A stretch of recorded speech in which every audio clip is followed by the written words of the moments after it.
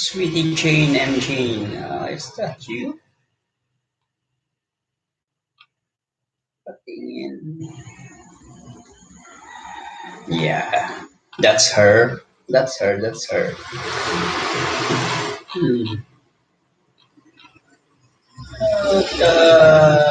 Let's see the other accounts. Let's see who's which is more updated. Minsan ang pag-i-stock, may stock kang mga account. You must be very, ngayon, dapat kung ka, uh, meron kang presence of mind.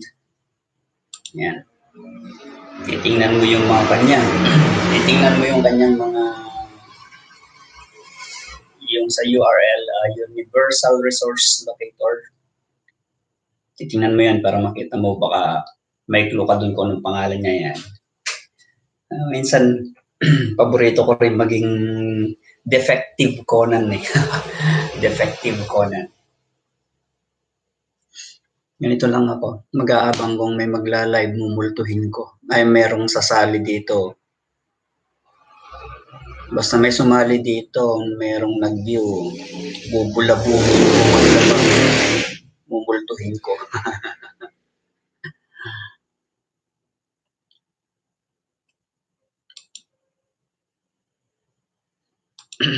Oo nga pala, hindi ko na-download to. Bakit ayaw ma-convert?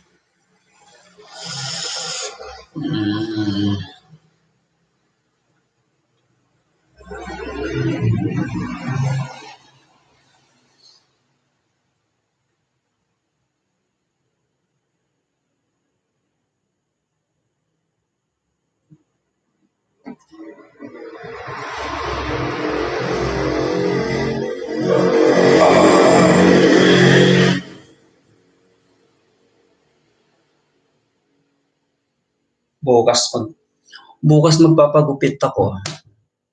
Pagupit ako sa eye hating ko to. Mag-aahit ako. Problem is, ayoko magpagupit, ayoko mag-ahit. Yun na lang muna.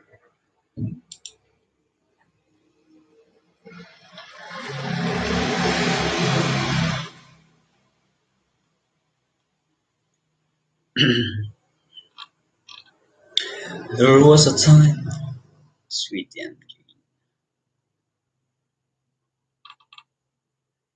when I need a certain call, and the world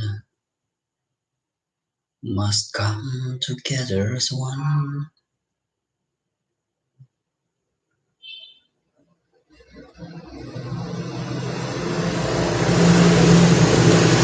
There are people dying.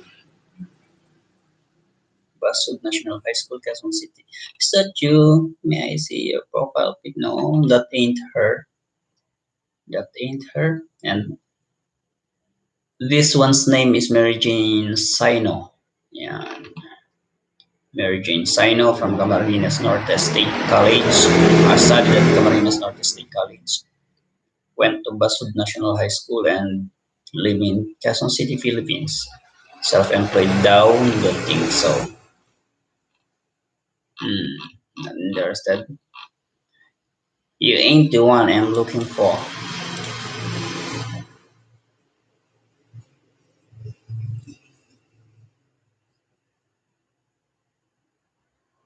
Oo, 3:49 na pala. Wala na talagang mag-join. Wala na akong may hintay. Wala akong momolestyahin ngayong araw. Ay, nako. Kaplano pa naman ako kung sinong manonood, momolestyahin ko. Molestya talaga. Nakakainis tong Windows 10. Grabe. Dami-daming bugs.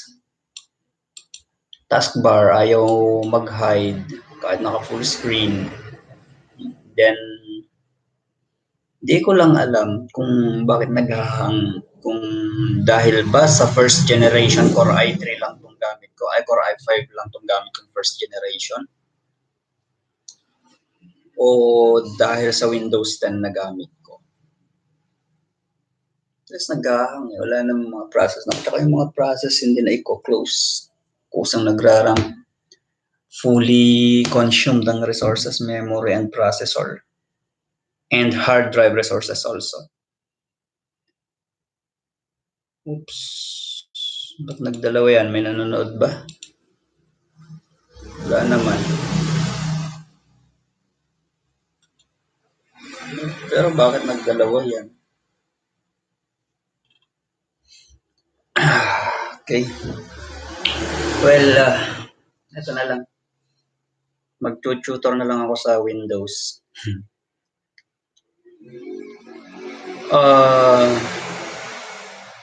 The most stable before Windows 7, the most stable version ng Windows operating system is Windows XP.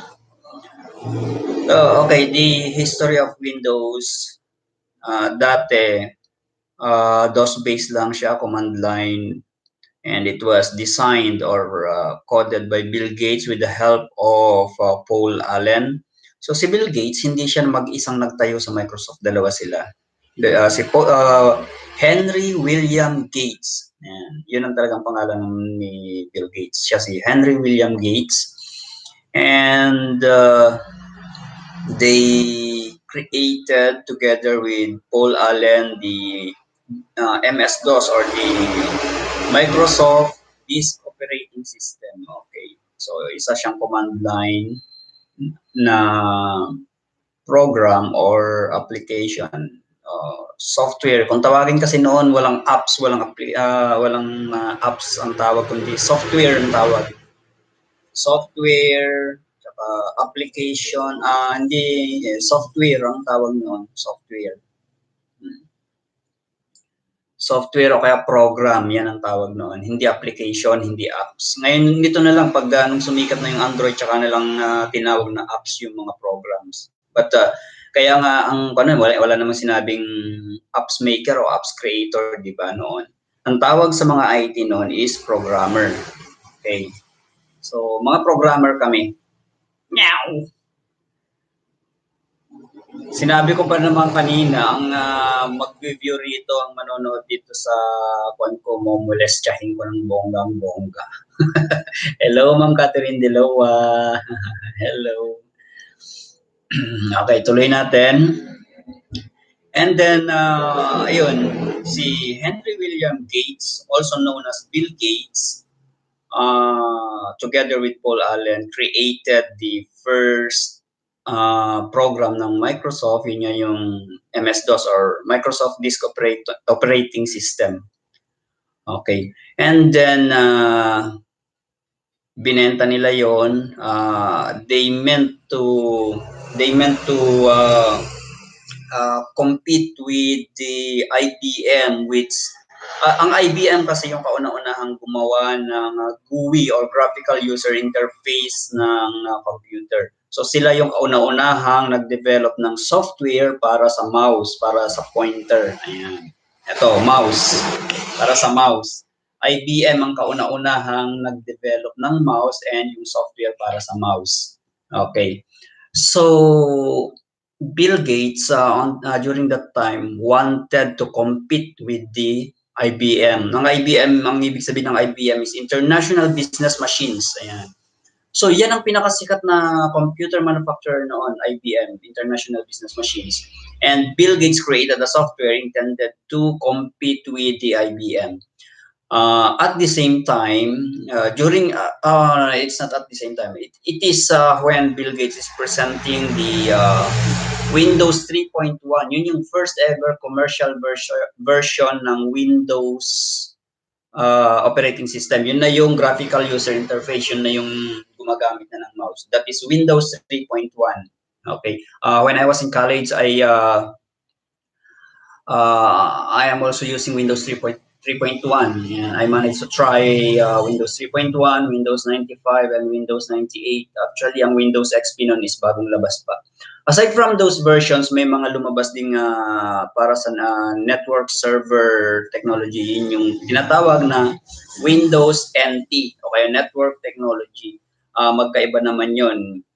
Very kanyan, mas mahirap gamitin yun kasi intended siya para gamitin ng mga system administrators, database administrators, network administrators, and ayan, mga web, mga application designers or programmers. Sila yung gumagamit ng Windows NT. But during my time, nung nag-aaral pa ako, during my college days, I managed to learn all about Windows operating systems. Okay. So, may mga collection din ako ng mga kapalpakan na yung operating system ni Bill Gates, yung nagpe-present siya ng Windows 95. Tapos, Windows 98 yung pinapresent niya, biglang nag-BSOD. Tawa lang si Bill Gates. So, may video yun. Search nyo sa YouTube. Ang search nyo, presenting blue screen of death. Yan. O kaya BSOD Windows 98 presented by Bill Gates. Yan ang search nyo, makikita ninyo yun. Nagpe-present siyang ganun, biglang nag-BSOD. Sasabihin na lang ni Bill Gates, well, actually, there's no everything perfect in this world. Parang ganyan yung pagkakasabi yata niya, there's nothing pala. Nothing is perfect in this world. Parang ganun yung pagkakasabi yata niya, hindi ko na matandaan yung exact word. Okay. Nung nilabas ni Bill Gates ang Windows 3.1, ito yung totoong kwento sa pagitan ni Bill Gates and ni Steve Jobs. Si Steve Jobs po ang founder ng Apple. Okay. Apple company na naging close competitor ng Microsoft, and hanggang sa mag-shift ang Apple into developing their own devices and concentrate on mobile devices and applications. But before the rise of the mobile devices, ang Macintosh po or iOS is iOS, sorry. Ang Macintosh, yan po ang operating system na dinevelop ng Apple Corporation, and it closely matches or competes with the Microsoft Corporation. Actually pagdating sa security, mas prefer ang Macintosh, kaya lang masyado siyang maramot. Hindi ka basta-basta makakapag-install. Parang yung sa iPhone din yan, hindi ka basta-basta makakapag-install ng mga apps, ng mga kung ano-ano. Hindi ka pwedeng mag-develop basta-basta ng para dun sa iPhone. Unlike Microsoft, kahit na sinong developer pwedeng gumawa ng, kahit na gumawa lang ng script. Wait lang.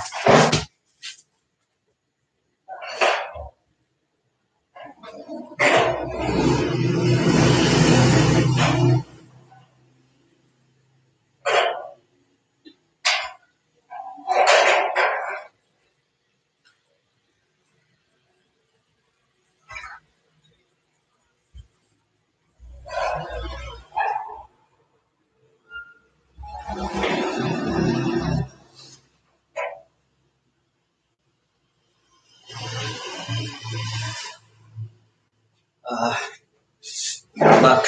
My intruder. I chased an intruder. I shoot him with in the head. Okay, so yun. Nasa na tayo? Nandito pa rin. And then, the truth behind the establishment of Apple Corporation, ang mga IT, yung mga batikan ng IT, yung mga matatagal ng IT, hindi lingid sa amin yung totoong nangyari sa pagitan ni Steve Jobs at ni Bill Gates. Kung bakit ganun na lang ang galit ni Steve Jobs kay Bill Gates, bakit gustong-gusto niya talagang kompetensya ng Microsoft. It is because si Steve Jobs ang secretary ni Bill Gates noon. Okay. So, Steve Jobs have access to all the files, the programs, the codes, and everything. During the presentation of Bill Gates, during the presentation of Bill Gates ng Windows 3.1, merong nagbulong sa kanya na at the same time in another place, meron ding nagpre-present ng almost the same operating system doon sa kanila na gumagamit din ng mouse as in kopyang-kopya, magkaiba lang ng pangalan. So naghinala ngayon si Bill Gates na si Steve Jobs yung kumopya ng software, binenta niya sa ibang tao, tapos tsaka niya pinapresent ng sabay. So sa madalit sabi, tinawag niya si Steve Jobs doon sa stage. And in front of all the businessmen, mga malalaking businessmen, tapos kasi yung mga umattend sa convention na yun. In front of them all, he called Steve Jobs up on the stage, and he presented Steve Jobs like this. Ladies and gentlemen, meet this man. This man is nothing more than a cockroach in my company. Hiyang-hiya si Steve Jobs nun. At magmula nun, isinumpa niya na gagantihan niya si Bill Gates. And don't get me wrong, si Steve Jobs ay isang computer genius, napaka-genius niya talaga. Isa siyang henyo. And then, hindi naman talaga siya yung nag-hack o kumuha ng code. That is why, kinailangan niyang gumawa ng sarili niyang software. Unfortunately, his resources isn't enough. Hindi sapat yung resources niya. So, ang ginawa niya, dahil gwapo si Steve Jobs, gwapo talaga siya, niligawan niya yung isang mataas na official ng IBM. Yung isang mataas na official ng IBM is an old maid. Ayan. Old maid yung matandang dalaga. Kasi Steve Jobs, gwapo siya. Mas gwapo lang ng konti sa akin yun, 3 paligo. Pag naligo lang ako, magkasing gwapo na kami. Joke. Niligawan niya hanggang sa nakuha niya lahat-lahat yung pinakita sa kanya yung flow, yung lahat-lahat. Then he developed the first ever Macintosh operating system. Yung Macintosh na yun, ang tawag dun sa operating system is Macintosh. Pero yung version na kinuha niya is Apple. Para bang sa Windows. Windows. Sa Windows, pag sinabing DOS, yun yung operating system ng Windows. DOS, Disk Operating System, pag-aari ng Microsoft. Yun ang basis ng lahat ng Windows version. Ngayon, naglabas ang Microsoft ng Windows 3.1, Windows 5. Windows 5 na kasi yung Windows XP eh. Version 5 na yun. Windows XP, then here comes the bugs full Windows Vista. Pinakabulok na operating system ng Windows Vista. That is why nagtagal lang siya ng 3 months. Naglabas na kaagad ang Microsoft ng pamalit dahil dun sa super duper trooper daming bugs. Grabing bugs talaga. Kumbaga sa dahon, tangkay na lang yung natira dahil inat-ngat ng bugs yung, alam mo yun, punong-puno ng bugs. So, nagtagal lang siya ng 3 months, then pinull out na yung mga and lumabas kaagad ang Windows 7. Yan. Windows 7. Windows 7. During the first release of Windows 7, just like most of the softwares ever released, the first versions are full of bugs. Marami pa rin mga bugs, mga ganun. Though mga minor bugs naman, hindi siya bugs sa core. Unlike Windows Vista kasi, kaya siya pinigilan kagad o tinanggal kagad is dahil yung bugs na nag-manifest ay galing sa core system. Yan. Pero kung doon lang sa mga utilities, galing lang sa ibang mga minor system, okay lang yun. Madaling i-fix yun through updates, through bugs fix, yan, mga update releases, patches kung tawagin natin. Yan.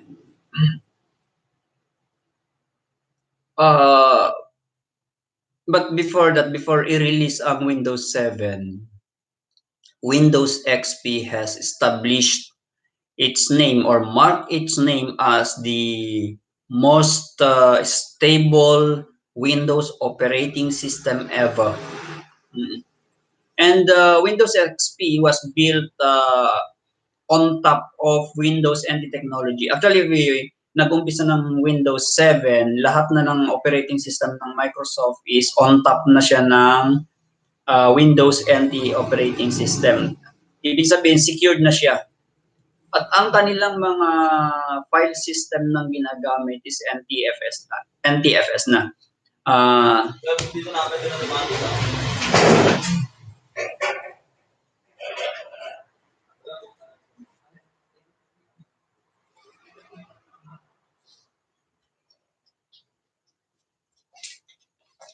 I'm back ulit. Okay, so nung una, marami kasing medyo siguro nalilito kayo kasi hindi ko talaga naumpisahan dun sa umpisa. Magkakaiba kasi yan. Mali eh. Dapat pala meron akong di ba next time maglalagay ako ng tawag dito, yung guidelines ko para mapagsunod-sunod ko ng maayos. Sa file system kasi, meron tayong tinatawag na partition at magkakaiba ang partition natin. Imagine yung parang refrigerator. Yung refrigerator ang disk, di ba lalagyan yun, marami kang mailalagay sa refrigerator. Pero, paano ka maglalagay? Isang malaking kahon lang yan na nakatayo, di ba? Paano mo isasalansan yung mga file, yung mga ilalagay mo? Here comes doon na pumapasok yung partition. Ayan.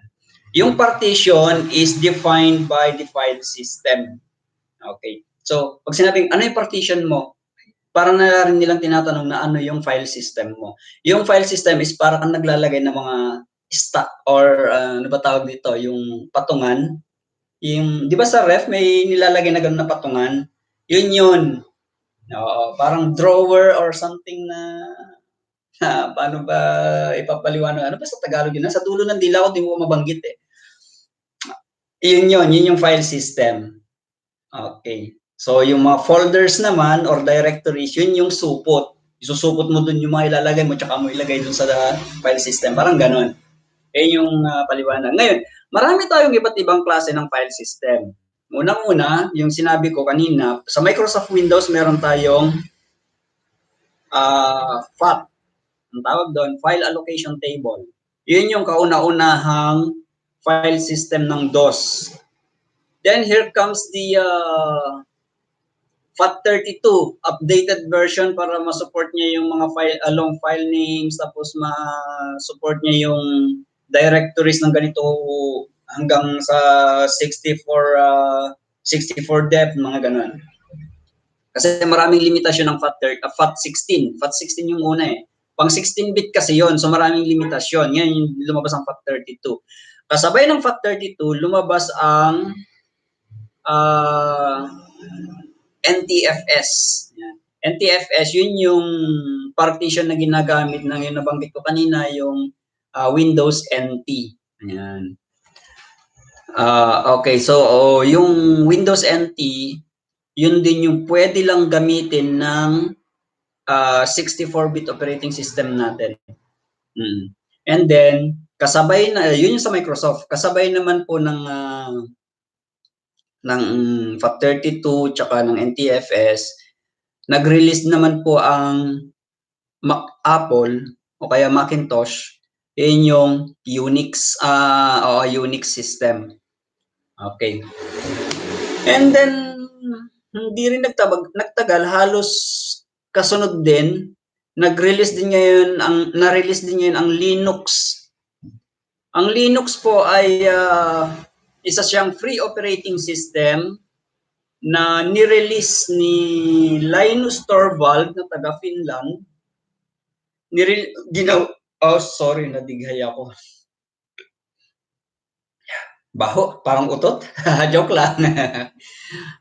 Ngayon, Si Linus Torvalds po kasi ay isang programmer na gumawa ng operating system sarili niya. Then, ni-release niya sa isang bulletin board service.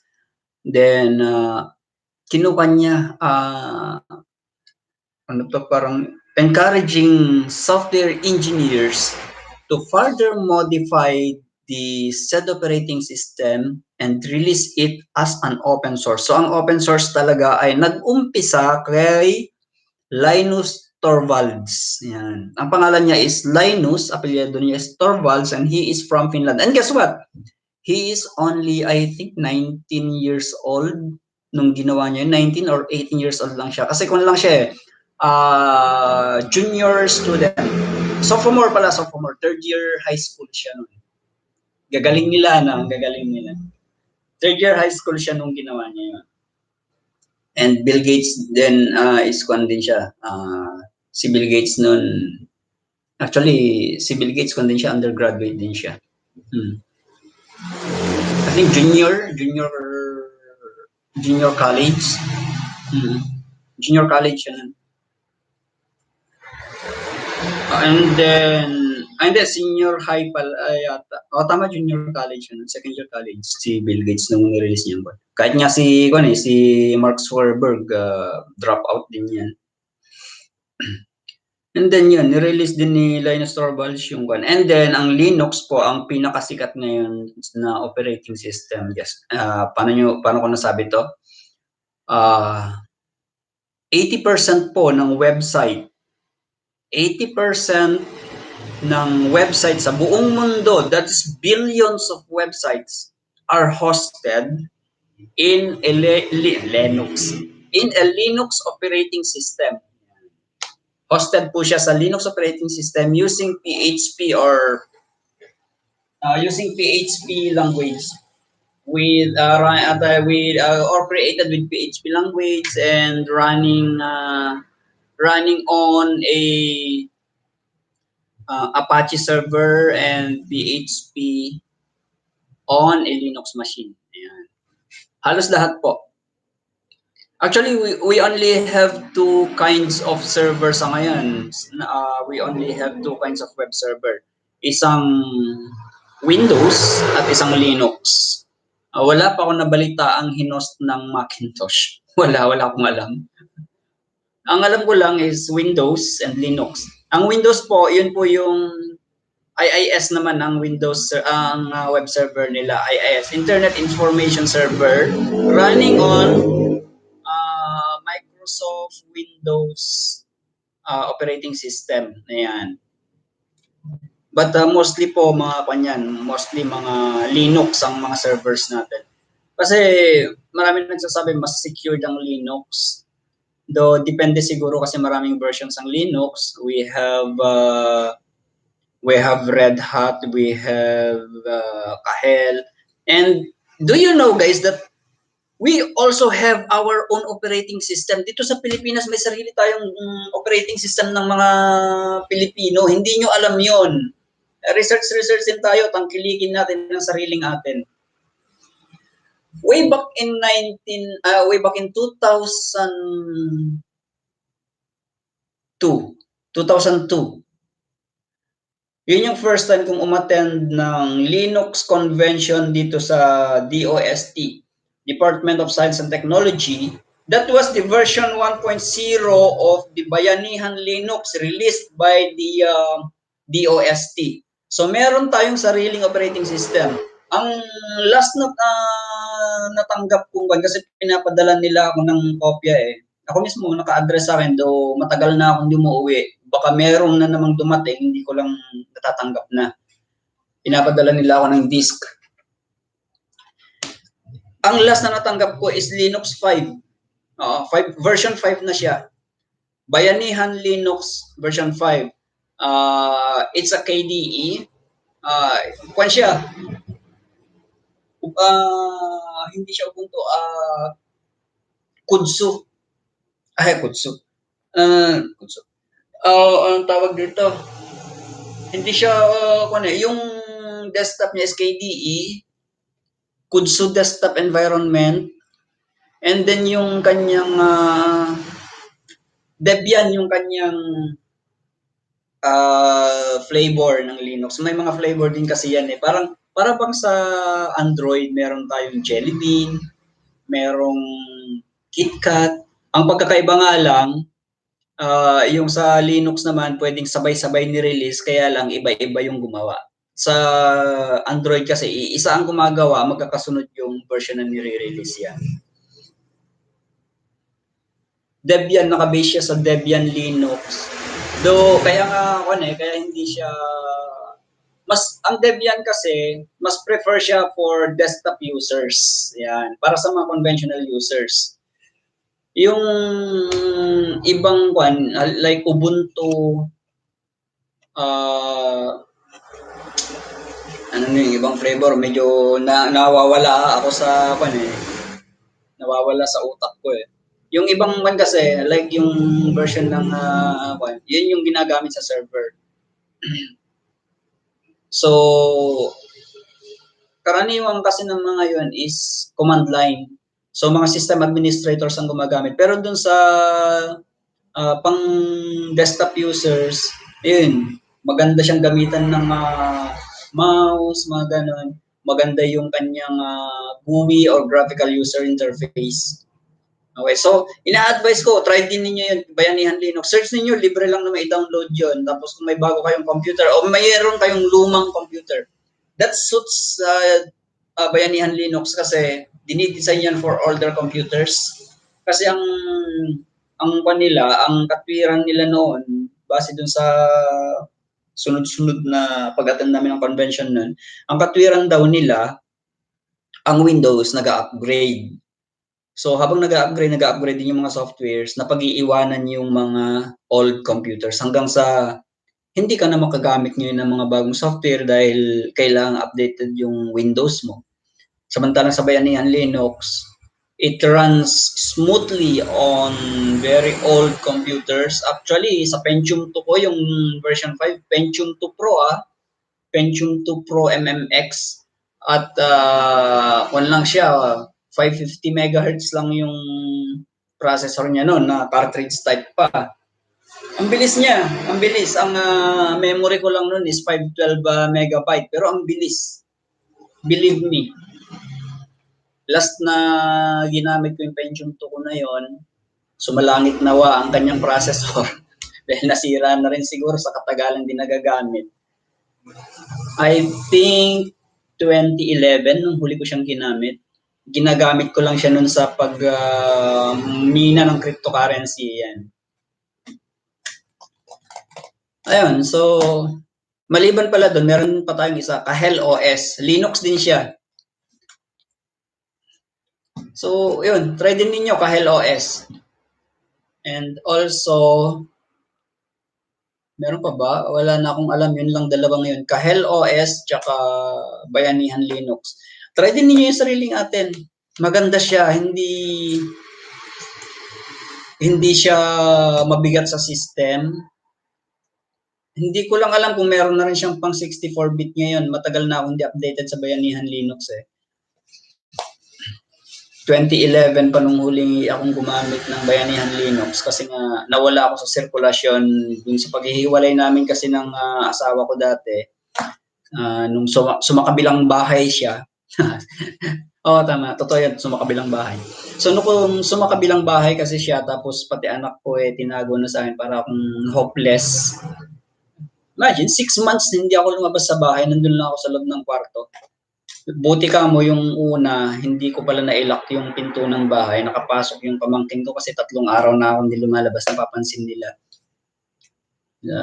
Pumasok siya, tiningnan niya, tulog naman ako nung dumalaw, pinento na lang niya pagising ko. Pagising ko yun, dala-dala niya yung may pagkain na gano'n daw. Pag hindi sila nagdala ng pagkain, hindi ako kumakain, wala na kasing pagkain sa bahay. Imagine 6 months na nandun ako, hindi ako lumalabas, nasa bahay lang ako. Walang computer, walang cellphone, wala lahat.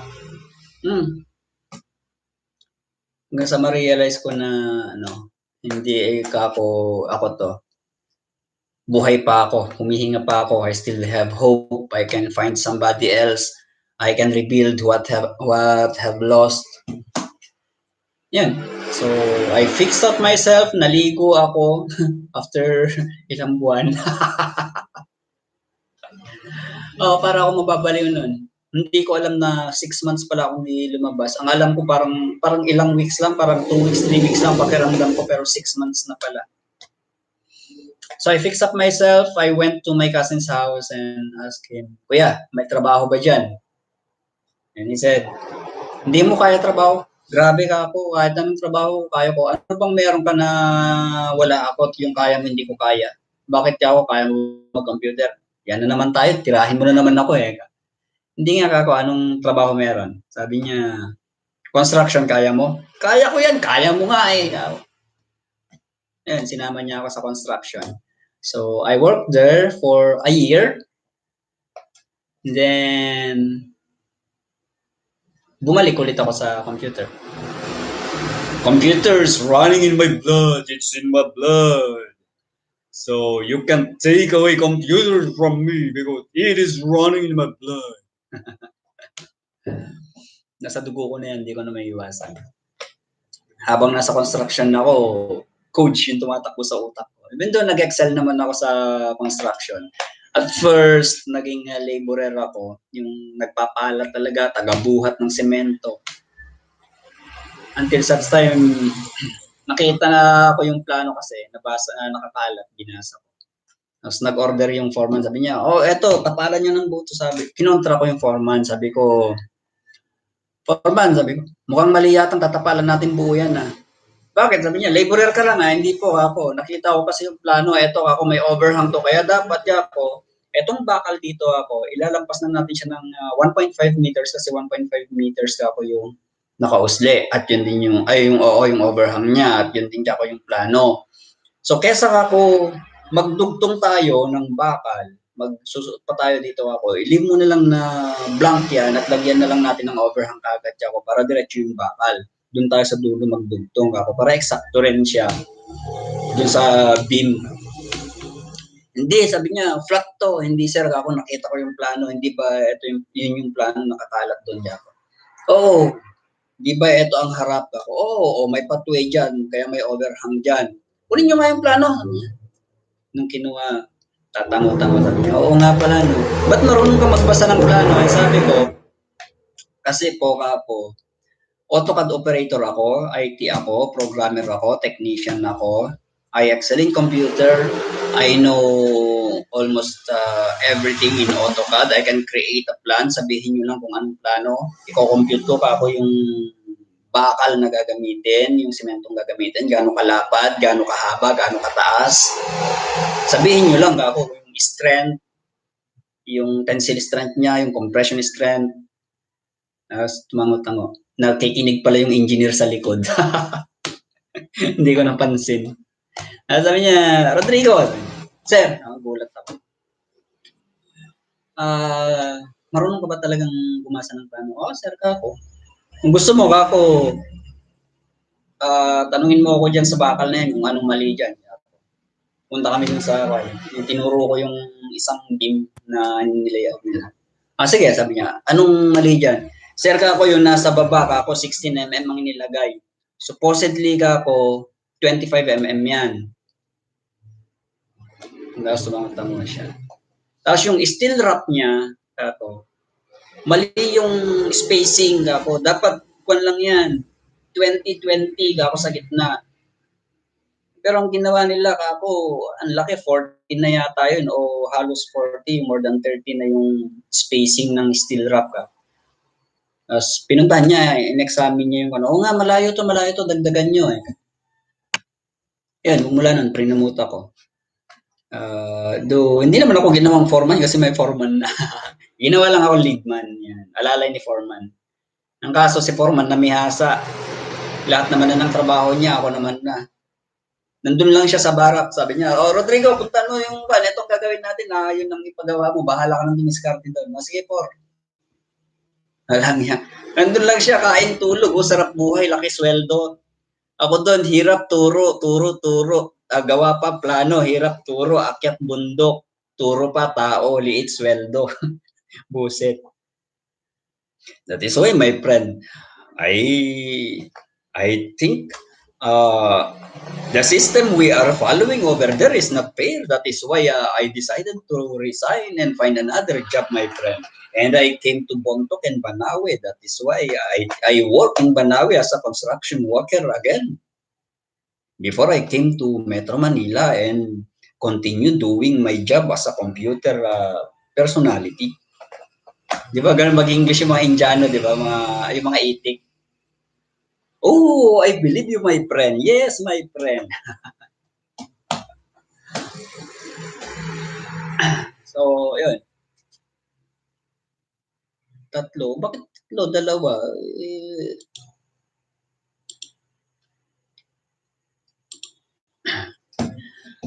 mm, next time yung mga manonood po sa akin, ang ikuwang ko is, gagawa ako ng lesson sa computer. Networking tayo, networking. Subnetting and IP addressing ng IP version 4 then migration ng IP version 4 to IP version 6 and then IP version 6 and then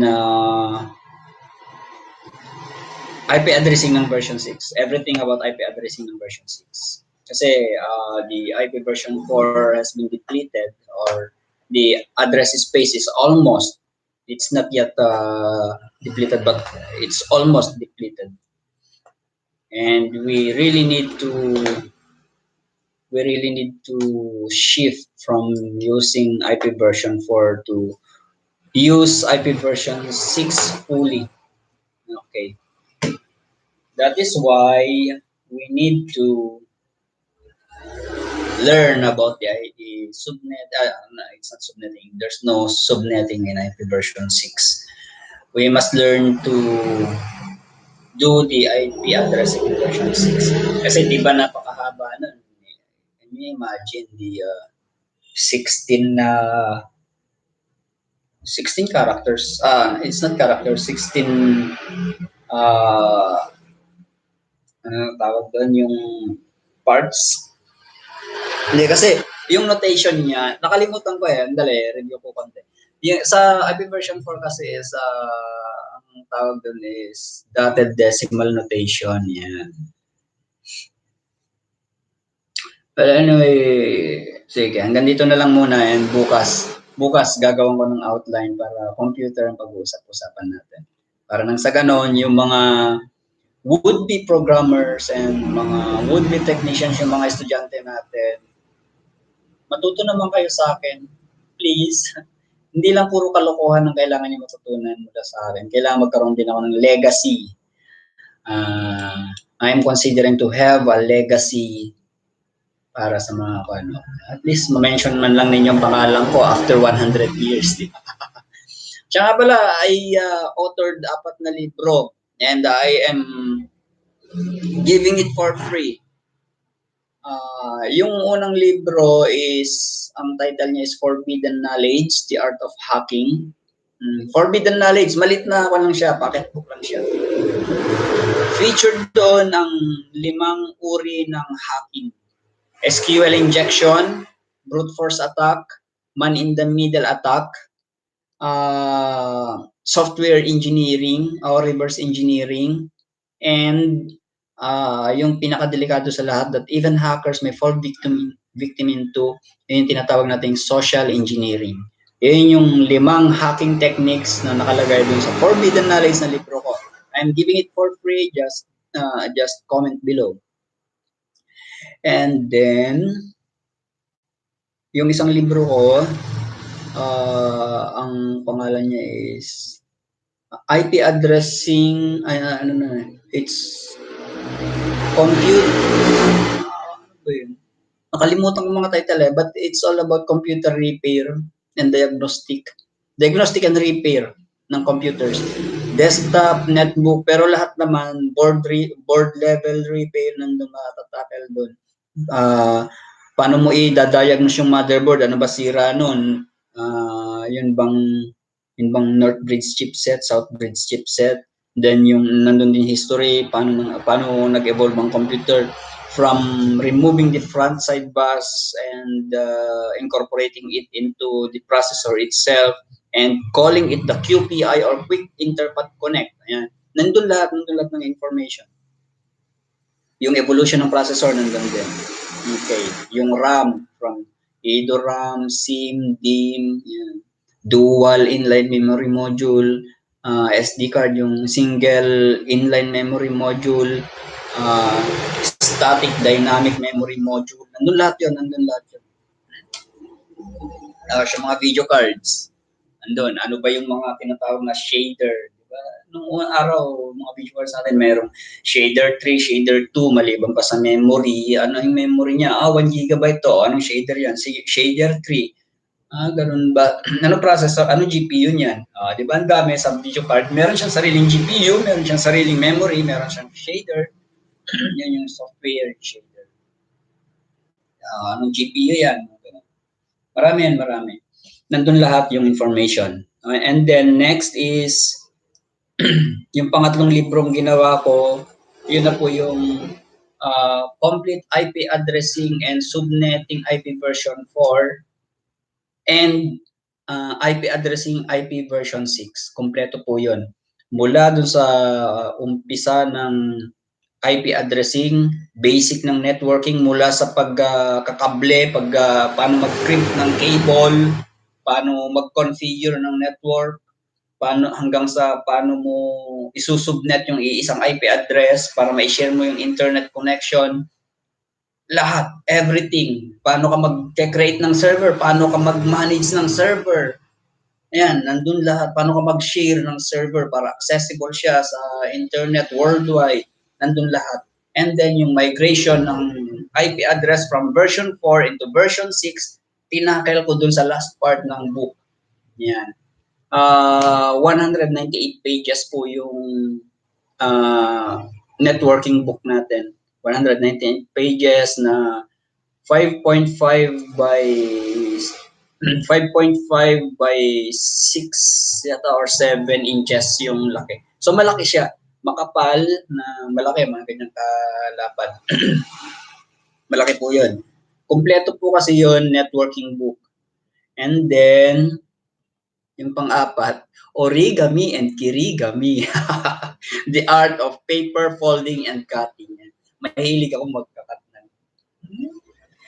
ako mag-cut ng mga pantita. Mag-cut ng mga sagwa. Ayun. Actually, yung origami and kirigami, napilitan lang akong gawin kasi makulit yung kasama ko. Kayang-kaya daw niyang ibenta yun. Ginawa ko, yun ang unang print namin. Yung 90,000 na puhunan, walang bumalik. Walang nabenta. Actually, walang natirang book dun sa walang natirang book dun sa bodega Kaya lang walang natirang book. Wala namang bumalik na bayad. Ewan ko kung ano nangyari sa marketing niya. Hindi na natuloy yung publishing ng ibang mga books ko kasi inuna namin yung puhunan, doon napunta lahat. Sayang, ang dami ko nang pinasok ng negosyo. Being a publisher, book author, computer technician as a profession, and programming. I also created, maalala ko, meron pa yun, nandun sa computer, nandun sa laptop ko yun nakasave, yung laptop ko sa bahay. May laptop kasi ako dun na isang Dell Core 2 Quad. Hindi, Core 2 Duo lang pala yun. Running Windows XP. Dell D620 ang model. Nandun sa bahay, ilang taon ko lang hindi nagagamit, naka-stock lang sa loob ng bahay. Hindi ako umuwi Meron akong ginawa na software. Nandun mismo sa ayan, naka-save mismo dun sa laptop na yon at dun ko mismo ginawa sa laptop na yon.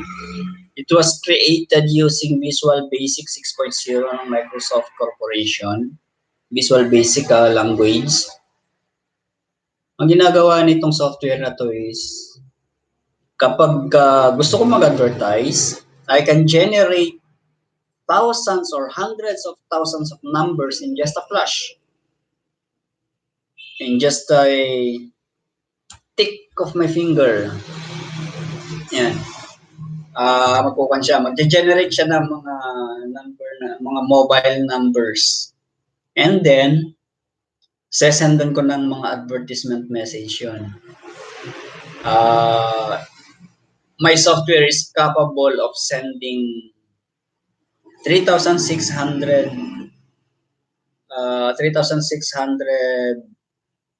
text message per hour. That is one message per second. And thousands of messages in a day. Tapos ang gamit ko lang is USB dongle na nakakabit sa SIM card na nakakabit sa USB dongle, tapos naka-unlimited yung subscription niya. Yun na, go na. Though, mas mapapabilis pa yun pagka gumamit tayo ng talagang GSM modem. Medyo may kamahalan lang kasi. Pag gumamit tayo ng talagang GSM modem, mapapabilis yun. Kaya, my software is capable of sending 3 to 5 messages per second if using a serial RS-232 connected GSM modem. Ganun siya kabilis. Using Windows XP, of course. Mas mabilis ang process sa Windows XP kaysa Windows 10. And my software also is capable of receiving messages, scanning for any keyword. Then kapag natagpuan niya yung keyword, ipaprocess niya yung message based dun sa, breakdown niya yung message based dun sa keyword, tsaka niya ipaprocess. Yung keywords and then yung process na gagawin niya, tsaka yung breakdown na gagawin niya is configurable doon sa settings. Pwede mong iset yun. Manually yun, iseset mo lang siya kung ano yung gagawin niya. Basta ganun, may setting siya na pwede siya mag-save sa database, pwede siya mag-reply, pwede siya, halimbawa, nag-send ka ng send tapos mga numbers, list ng numbers. Pwede kong iset yun na sesendan niya lahat yung number na yun at isend mo yung message. Or pwede ring unreg, tapos isend mo lang yung unreg, hahanapin niya ngayon yung, tapos isinat mo yung unreg is unregistered or unsubscribed. Di hahanapin lang niya yung one. Actually, ilalagay mo lang yung command dun yung keyword, tapos yung command. The command is commonly, lang siya mostly SQL language lang siya, SQL statement. So, madaling pag-aralan. Maliban dun sa mga special na built-in na sa system, special command built-in sa system. Halimbawa is break. Pag sinabing break is tapos ilagay mo yung character. Pag may nakita siyang character na gano'n, i-split niya yon into array using that character as breakpoint. Yan. And then, basta marami. Maganda yun. Very powerful yung ginawa kong system. Gumagamit siya ng 80 commands. So, most likely, mga nasa 1% lang yung chance niyang mag-fail in sending SMS, in receiving SMS. Very powerful. So yung mga gusto mag-advertise dyan, pwede nyo akong i-contact, pwede kong kunin yung software doon, pwede ko rin ibigay sa inyo ng libre, bigyan nyo lang ako ng pamasahe pabalik doon. Siyempre, alangan namang gumasto pa ako pamasahe para kunin lang yan, para lang may send sa inyo. Magpapagod pa ako. Libre na nga. Sponsoran yung pagpunta ko doon. Samahan niyo ako, kukunin natin, papakopya ko sa inyo. Advertisement niya po pala, sa mga gustong magpagawa ng website, murang-mura lang po. Kung gusto ninyong gamitan natin ng CMS, 6,000 lang po. May website ka na. Dynamic po siya. Pwede siyang pwede nating lagyan ng login, tsaka registration, magkakaroon ng dashboard yung mga client mo. Pwede rin po 6,000 din lang po ang e-commerce. Kung gusto mo magkaroon ng e-commerce website na sarili, 6,000 lang. Sa mga personalized naman po, nagre-range po tayo ng 50,000 to 150,000 depende sa gagawin. Halimbawa, gusto mo magkaroon ng MLM system, binary or multi-unilevel, bahala ka na. May sariling dashboard ang mga client mo at meron kang genealogy. Ang tanggap ko po doon is 150,000. 50,000 down payment, and then 50,000 pagka natapos ko na po yung dashboard, registration and login, and the rest 50,000 is after ng dry run. Yan, yung beta testing phase. Pagkatapos po ng beta testing phase, tsaka po ninyo bayaran yung remaining 50,000. Yan lang po. Mabilis po ako mag-develop. Yung sinasabi kong pinakamatagal po 1 month tapos na yung system niya. Yung MLM system. Pinakamatagal po 1 month tapos ang system niya. Ganun po ako kabilis mag-develop. And also, po siya, very responsive, built on top of Bootstrap 4, using icons or using font awesome icons. So, kita nyo maganda yung kanyang design. Very responsive. Tapos maganda yung design. At yun din po yung dahilan bakit mabilis ako mag-develop. I concentrate on the back-end part ng codes ko. Less ako sa designing ng front-end kasi nga po, madali na lang i-configure ang Bootstrap kung kabisado mo ang Bootstrap. Okay, so nandito na lang po muna ngayon. Actually, mag-iisang oras na. And, nandito na lang muna. Bukas, pag-uusapan po natin bukas, mag-live po ulit ako bukas alauna. Alauna magla-live ako. Ayun, computer repair ang topic natin. Pag-aaralan po natin ng computer repair. Okay, hanggang dito na lang mga kaibigan.